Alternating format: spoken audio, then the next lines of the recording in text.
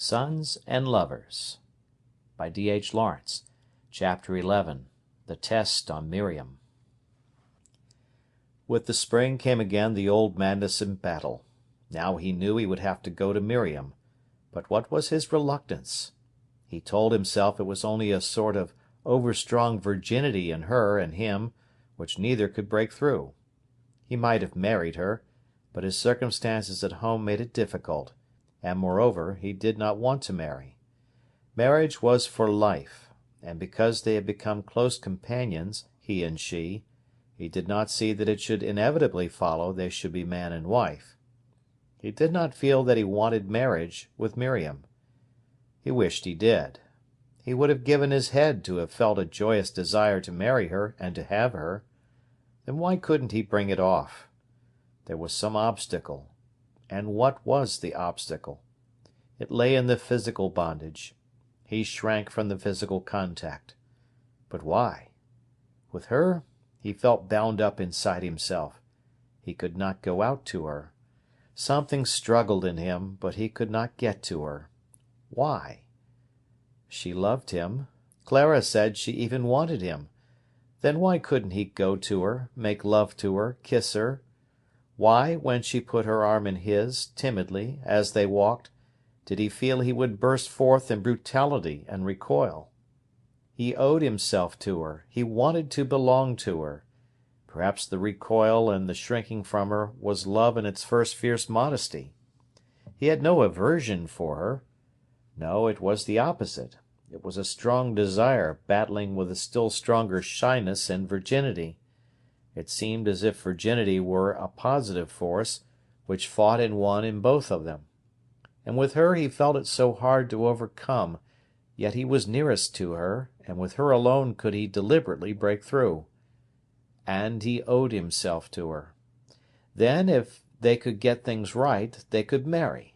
But he would not marry unless he could feel strong in the joy of it. Never. He could never have faced his mother. It seemed to him that to sacrifice himself in a marriage he did not want would be degrading, and would undo all his life, make it a nullity. He would try to do what he could do. And he had a great tenderness for Miriam. Always she was sad, dreaming her religion, and he was nearly a religion to her. He could not bear to fail her. It would come all right if they tried. He looked round. A good many of the nicest men he knew were like himself, bound in by their own virginity, which they could not break out of. They were so sensitive to their women that they would go without them forever rather than do them a hurt, an injustice. Being the sons of mothers whose husbands had blundered rather brutally through their feminine sanctities, they were themselves too diffident and shy. They could easier deny themselves than incur any reproach from a woman, for a woman was like their mother, and they were full of the sense of their mother. They preferred themselves to suffer the misery of celibacy rather than risk the other person. He went back to her. Something in her, when he looked at her, brought the tears almost to his eyes. One day he stood behind her as she sang. Annie was playing a song on the piano. As Miriam sang, her mouth seemed hopeless. She sang like a nun singing to heaven. It reminded him so much of the mouth and eyes of one who sings beside a Botticelli Madonna, so spiritual. Again, hot as steel, came up the pain in him. Why must he ask her for the other thing? Why was there his blood battling with her? If only he could have been always gentle, tender with her, breathing with her the atmosphere of reverie and religious dreams, he would give his right hand. It was not fair to hurt her. There seemed an eternal maidenhood about her, and when he thought of her mother, he saw the great brown eyes of a maiden who was nearly scared and shocked out of her virgin maidenhood, but not quite, in spite of her 7 children. They had been born almost leaving her out of count, not of her, but upon her. So she could never let them go, because she never had possessed them. Mrs. Morel saw him going again frequently to Miriam, and was astonished. He said nothing to his mother. He did not explain nor excuse himself. If he came home late and she reproached him, he frowned and turned on her in an overbearing way. "I shall come home when I like," he said. "I am old enough." "Must she keep you till this time?" "It is I who stay," he answered. "And she lets you. But very well," she said. And she went to bed, leaving the door unlocked for him. But she lay listening until he came, often long after. It was a great bitterness to her that he had gone back to Miriam. She recognised, however, the uselessness of any further interference. He went to Willey Farm as a man now, not as a youth. She had no right over him. There was a coldness between him and her. He hardly told her anything. Discarded, she waited on him, cooked for him still, and loved to slave for him, but her face was closed again like a mask. There was nothing for her to do now but the housework. For all the rest, he had gone to Miriam. She could not forgive him. Miriam killed the joy and the warmth in him. He had been such a jolly lad, and full of the warmest affection. Now he grew colder, more and more irritable and gloomy. It reminded her of William, but Paul was worse. He did things with more intensity, and more realization of what he was about. His mother knew how he was suffering for want of a woman, and she saw him going to Miriam. If he had made up his mind, nothing on earth would alter him. Mrs. Morel was tired. She began to give up at last. She had finished. She was in the way. He went on determinedly. He realized more or less what his mother felt. It only hardened his soul. He made himself callous towards her, but it was like being callous to his own health. It undermined him quickly, yet he persisted. He lay back in the rocking-chair at Willey Farm one evening. He had been talking to Miriam for some weeks, but had not come to the point.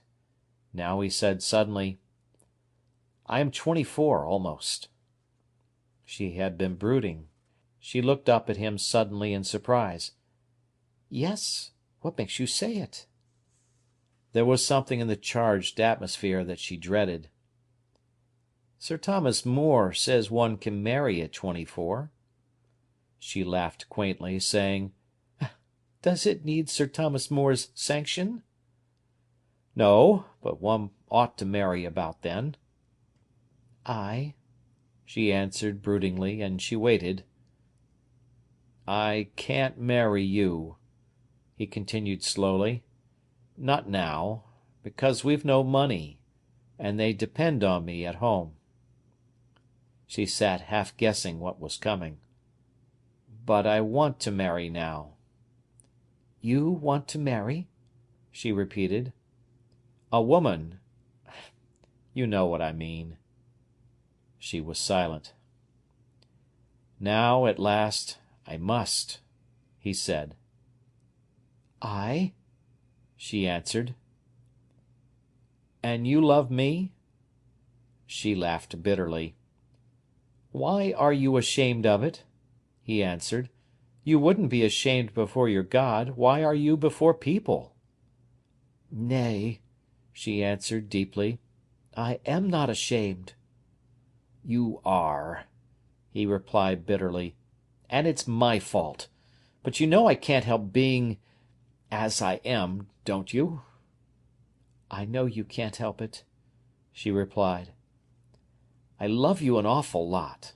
Then there is something short." "Where?" she answered, looking at him. "Oh, in me.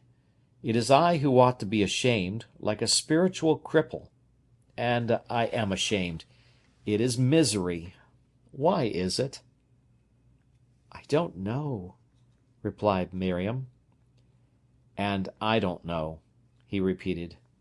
"Don't you think we have been too fierce in our what they call purity?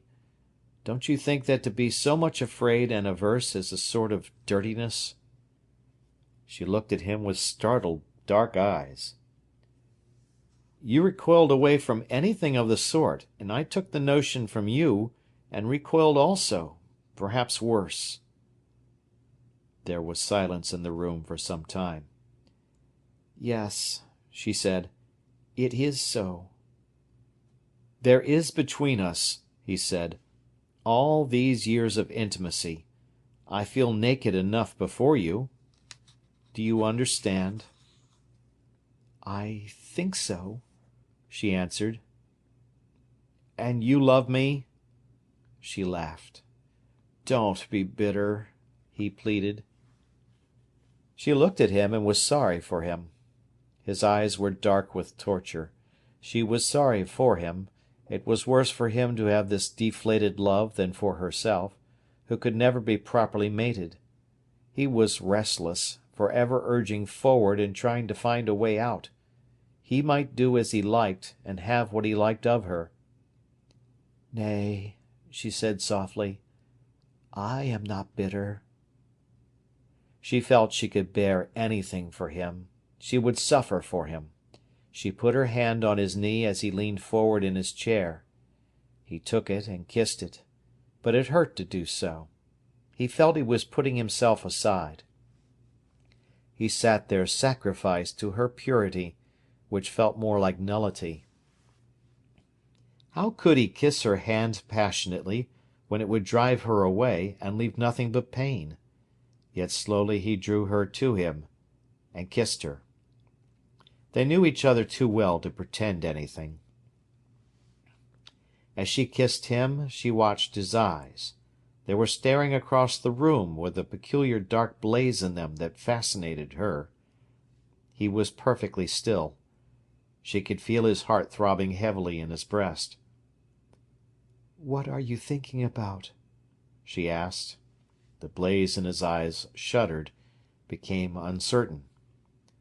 "I was thinking all the while, I love you. I have been obstinate." She sank her head upon his breast. "Yes," she answered. "That's all," he said, and his voice seemed sure, and his mouth was kissing her throat. Then she raised her head and looked into his eyes with her full gaze of love. The blaze struggled, seemed to try to get away from her, and then was quenched. He turned his head quickly aside. It was a moment of anguish. "Kiss me," she whispered. He shut his eyes and kissed her, and his arms folded her closer and closer. When she walked home with him over the fields, he said, "I'm glad I came back to you. I feel so simple with you, as if there was nothing to hide. We will be happy?" "Yes," she murmured, and the tears came to her eyes. "Some sort of perversity in our souls," he said, "makes us not want, get away from, the very thing we want. We have to fight against that."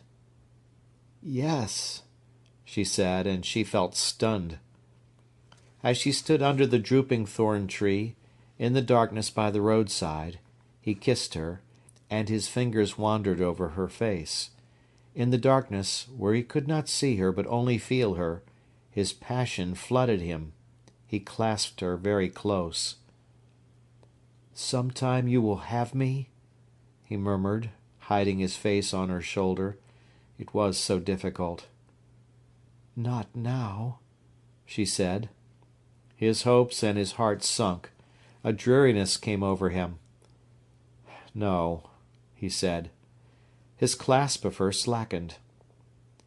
"I love to feel your arm there," she said, pressing his arm against her back, where it went round her waist. "It rests me so." He tightened the pressure of his arm upon the small of her back to rest her. "We belong to each other," he said. "Yes." "Then why shouldn't we belong to each other altogether?" "But—" she faltered. "I know it's a lot to ask," he said, "but there's not much risk for you, really, not in the Gretchen way. You can trust me there?" "Oh, I can trust you." The answer came quick and strong. "It's not that. It's not that at all, but—" "What?" She hid her face in his neck with a little cry of misery. "I don't know." she cried. She seemed slightly hysterical, but with a sort of horror. His heart died in him. "You don't think it ugly?" he asked. "No, not now. You have taught me it isn't." "You are afraid?"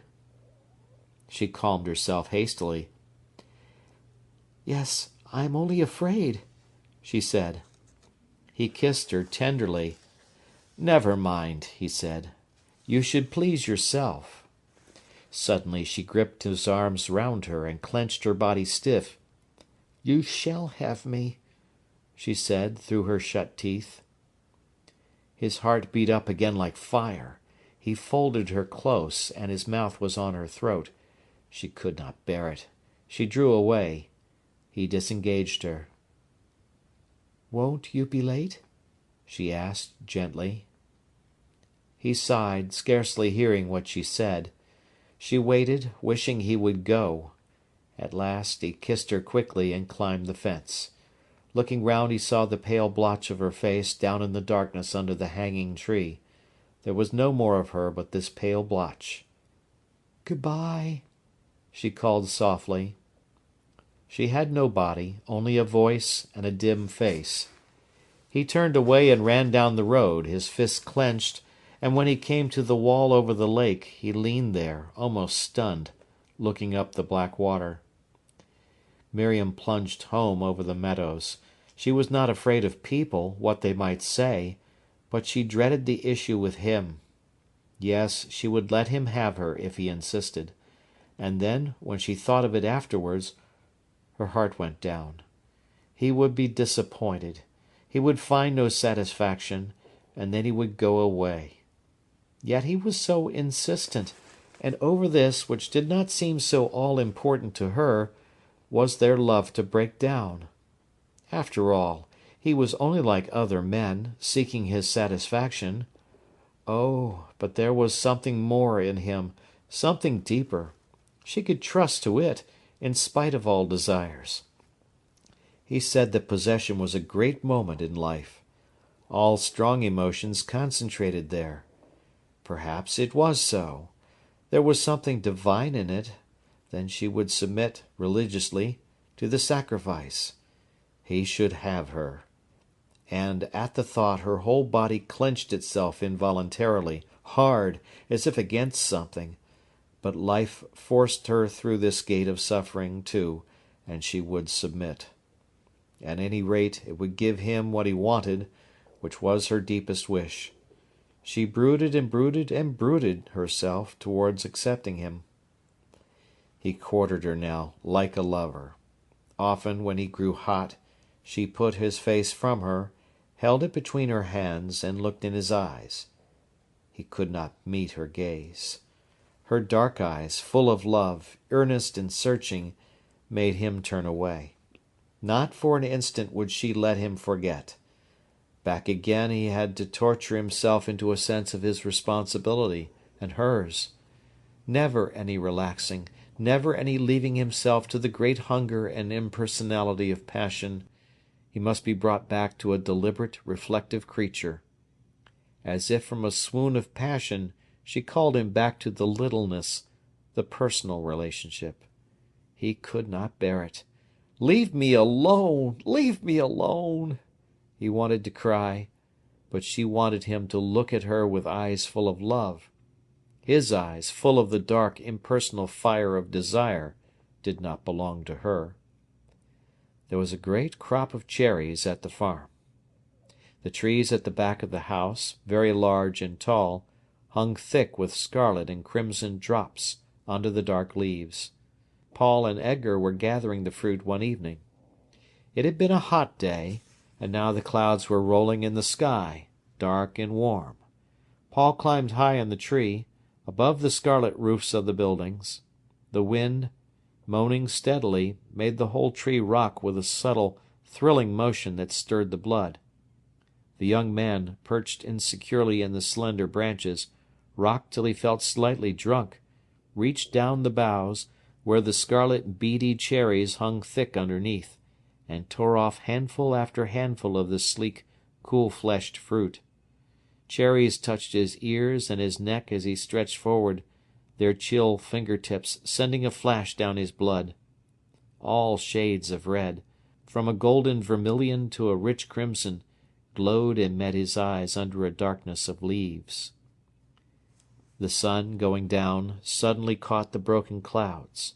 Immense piles of gold flared out in the southeast, heaped in soft, glowing yellow right up the sky.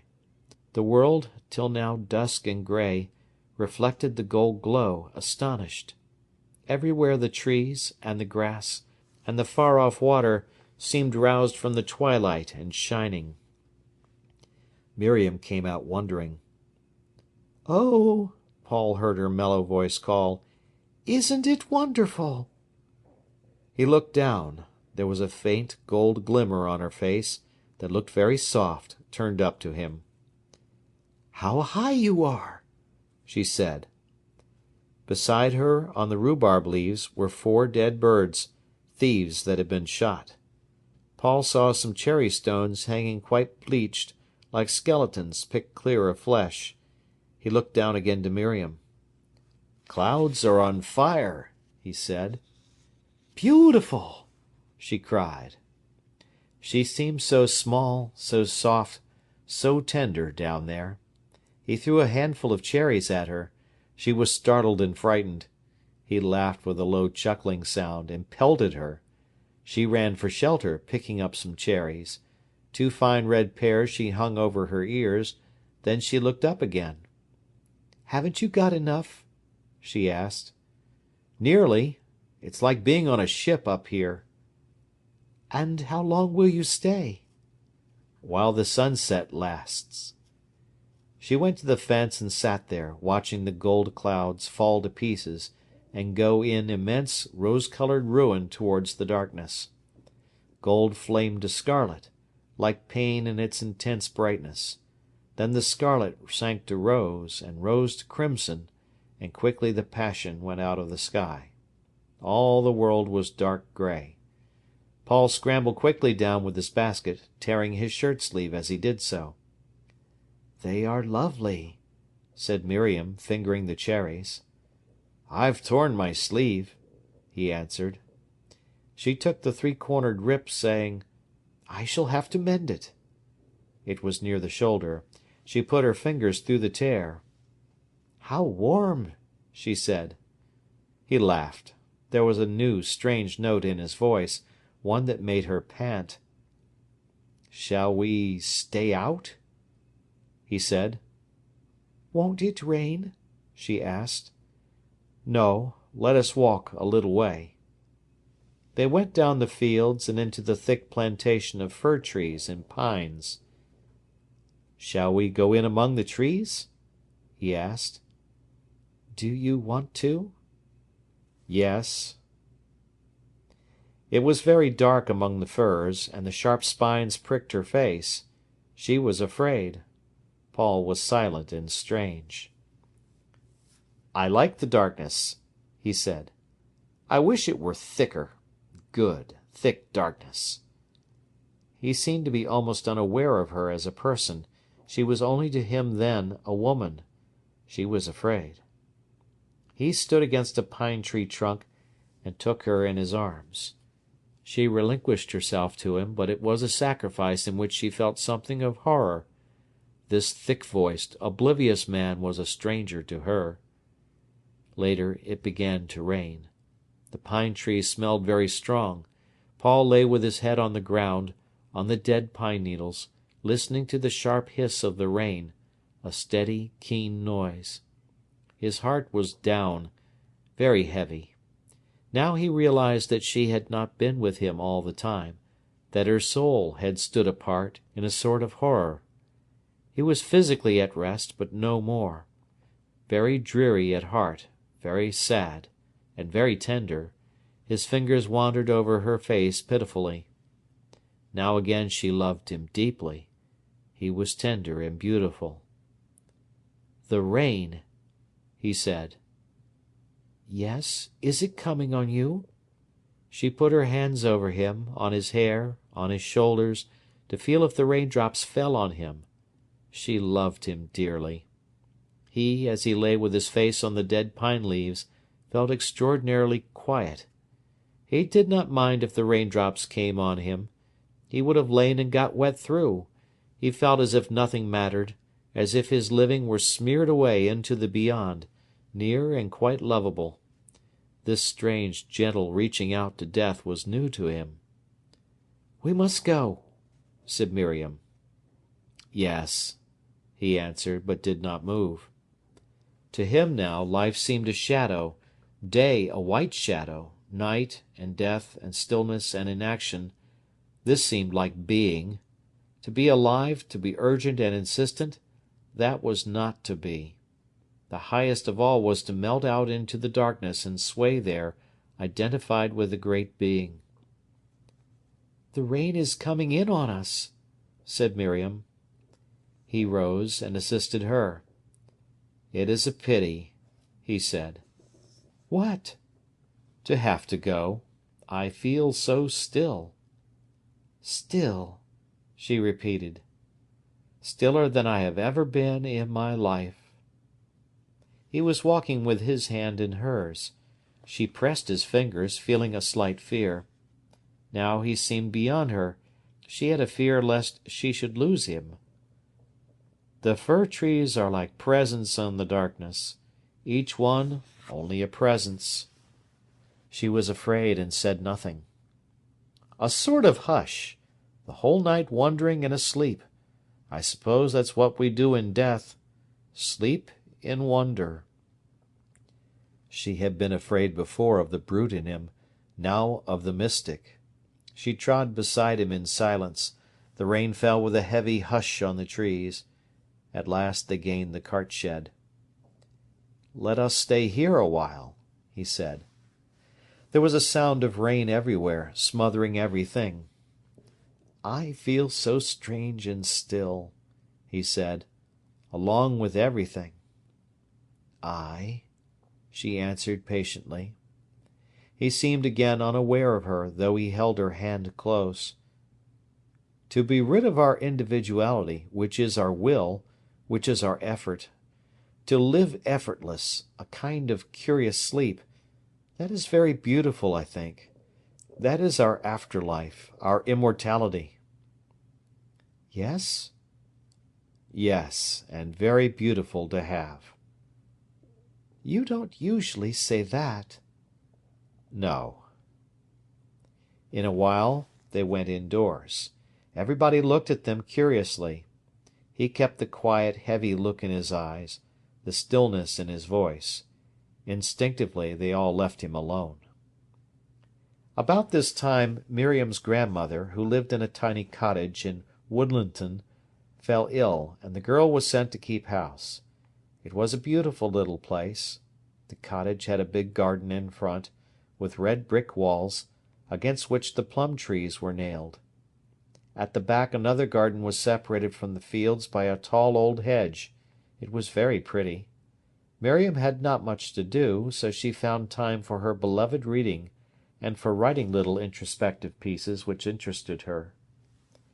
At the holiday time her grandmother, being better, was driven to Derby to stay with her daughter for a day or two. She was a crotchety old lady, and might return the second day, or the third, so Miriam stayed alone in the cottage, which also pleased her. Paul used often to cycle over, and they had, as a rule, peaceful and happy times. He did not embarrass her much, but then on the Monday of the holiday he was to spend a whole day with her. It was perfect weather. He left his mother, telling her where he was going. She would be alone all the day. It cast a shadow over him, but he had 3 days that were all his own, when he was going to do as he liked. It was sweet to rush through the morning lanes on his bicycle. He got to the cottage at about 11 o'clock. Miriam was busy preparing dinner. She looked so perfectly in keeping with the little kitchen, ruddy and busy. He kissed her and sat down to watch. The room was small and cosy. The sofa was covered all over with a sort of linen in squares of red and pale blue, old, much washed, but pretty. There was a stuffed owl in a case over a corner cupboard. The sunlight came through the leaves of the scented geraniums in the window. She was cooking a chicken in his honour. It was their cottage for the day, and they were man and wife. He beat the eggs for her and peeled the potatoes. He thought she gave a feeling of home almost like his mother, and no one could look more beautiful, with her tumbled curls, when she was flush from the fire. The dinner was a great success. Like a young husband, he carved. They talked all the time with unflagging zest. Then he wiped the dishes she had washed, and they went out down the fields. There was a bright little brook that ran into a bog at the foot of a very steep bank. Here they wandered, picking still a few marsh marigolds and many big blue forget-me-nots. Then she sat on the bank with her hands full of flowers, mostly golden water blobs. As she put her face down into the marigolds, it was all overcast with a yellow shine.